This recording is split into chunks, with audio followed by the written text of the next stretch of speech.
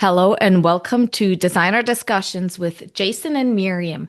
Today, Jason's going to talk to us about the 10 most important things for design and remodeling companies to consider when it comes to SEO. Welcome to the Designer Discussions podcast with Jason and Miriam. Tune in each week where we talk about marketing, PR, and business advice for design professionals. Wow, that was a mouthful. Yeah. Miriam, thanks. This is a topic that I actually talk about a lot with other remodelers when I have to present as SEO and the importance of it.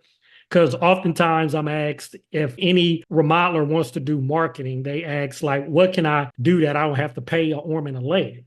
And I often say you could start with SEO, just the simple things that you could do on your own. And I'm going to talk about, a few of those now. And just like you heard when I had talked about the website tips and when I had talked about the social media tips, I have 10, but I'm only go over 5. If you want the other 5, you have to head to the website just to make you have to do a little homework and just go see what everything is there. But where I'm going to start on SEO is, like I said, when I talk to other remodelers and they ask, what can I do now when I don't have to spend a lot of money? Google business profile. Start there. That's something that you can do on your own. Does not take a lot of time, but it does take some time. Like I like to say, you need to build out the profile completely. So when it asks about who you are, what you do, what the services you offer, look at how many characters it's asking for. If it says 1,500, don't just write a sentence. Fill it out completely, because ultimately when you explain about the services you offer, what you do, you're going to have words in there that may actually trigger a search. So make sure you fill out all of the areas completely.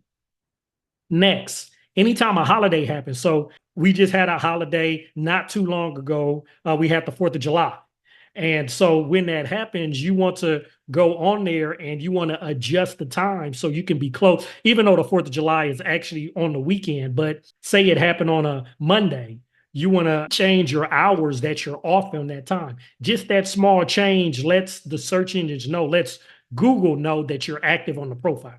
So just by changing it, when we have later in the year, we're going to have Labor Day, Christmas, Thanksgiving, all of these. When all of these happen, you want to change the hours of operations that you're working, because that alerts Google that you are active in the profile.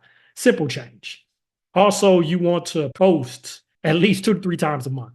That could be updates on, the projects, if you hired anybody new, if you have a new testimonial, if you're doing anything in the community, you have some community service, if you're heading to a meeting for NARI or the NKBA, whatever it is, those are updates that you could put on your Google business profile. And honestly, if you spend about a half hour a month just to look at what you want to post, they actually have the options now where you can schedule.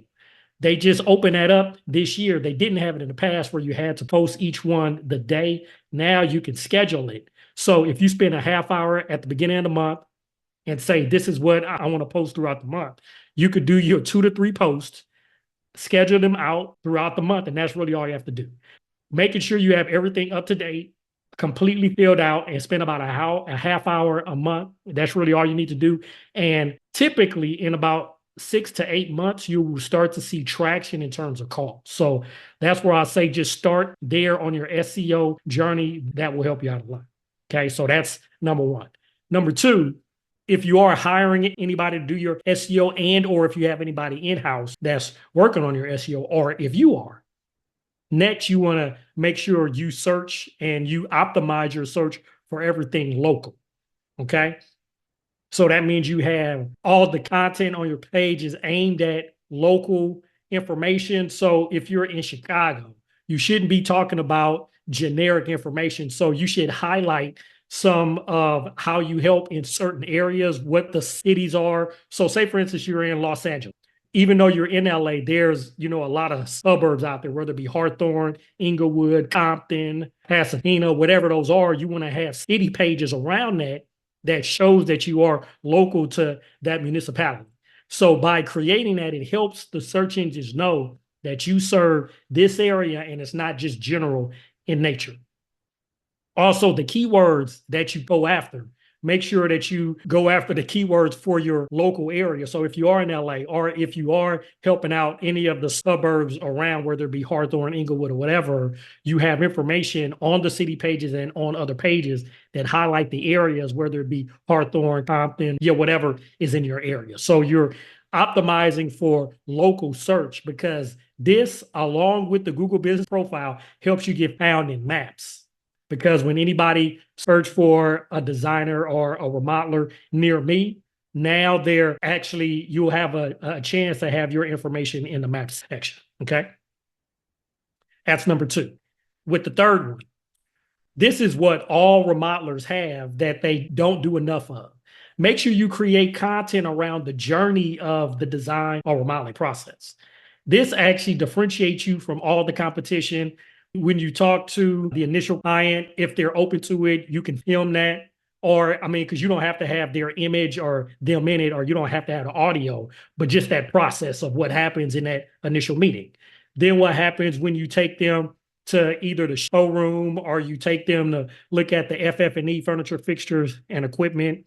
What happens during the demolition process, what happens in the installing process, in the whole remodeling process, and that whole reveal. So that whole process, you may have extra steps, what I may not have named in your process, that you want to include. But that process allows you to differentiate yourselves from all the other design and remodeling professionals in your area, but also it gives the search engines context around what you do.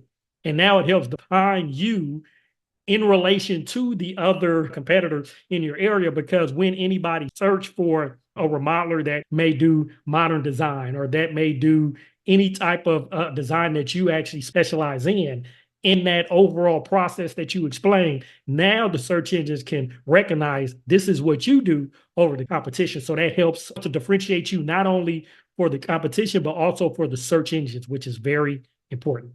Okay. Number four, this is obvious, but I'd always have to say that: reviews.